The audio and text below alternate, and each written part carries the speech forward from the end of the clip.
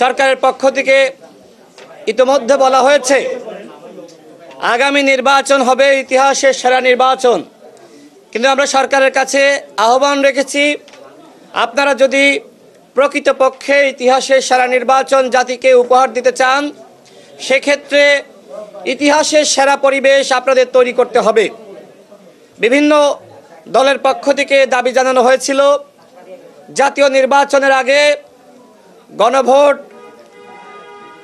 অনুষ্ঠিত করার জন্য, কিন্তু সরকারের পক্ষ থেকে সিদ্ধান্ত গ্রহণ করা হয়েছে যেহেতু সময় সংক্ষিপ্ত, এক্ষেত্রে জাতীয় নির্বাচন এবং গণভোট একই দিনে অনুষ্ঠিত হবে।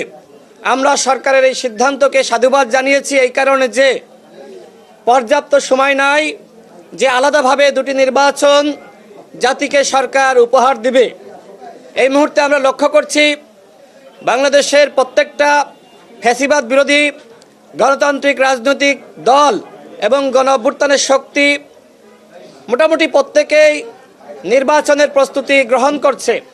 আমাদের দলের পক্ষ থেকে আমরা সবসময় বলেছি যে আমাদের মধ্যে মতপার্থক্য থাকতে পারে, আমাদের ভিতরে আদর্শিক পার্থক্য থাকতে পারে, কিন্তু আগামী ফেব্রুয়ারি মাসে যদি জাতীয় নির্বাচন অনুষ্ঠিত না হয়, সেক্ষেত্রে বাংলাদেশ একটি গভীর সংকটে পতিত হবে। এই জন্য আমরা প্রত্যেকটা দলের প্রতি আজকে আহ্বান রাখছি, আসুন আমরা সবাই আগামী ফেব্রুয়ারি মাসের নির্বাচনকে উৎসব মুখর করি। আগামী ফেব্রুয়ারি মাসের নির্বাচনে আমরা প্রত্যেকটা দল আমরা অংশগ্রহণ করার প্রস্তুতি গ্রহণ করি। আমাদের দল গণ অধিকার পরিষদ আমরা নির্বাচনের প্রস্তুতি গ্রহণ করছি।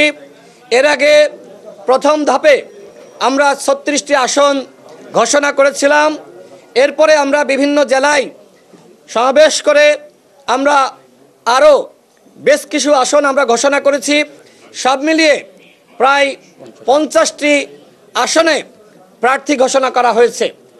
আজকে আমরা দ্বিতীয় ধাপে গণ অধিকার পরিষদের প্রার্থী ঘোষণা করতে যাচ্ছি। এখানে যে সকল সাংবাদিক ভাইরা আছেন, আমাদের সংগঠনের নেতাকর্মীরা আছেন, আমি দেখতে পাচ্ছি যে এখানে অনেকে হইচই করছে, শব্দ করছে। আমি আমাদের নেতৃবৃন্দের প্রতি আহ্বান রাখছি, যারা প্রার্থী হয়েছেন কোনো প্রার্থী রুমের ভিতরে থাকবে না। প্রার্থীকে সামনে বসিয়ে আমরা আজকের ঘোষণা করব না।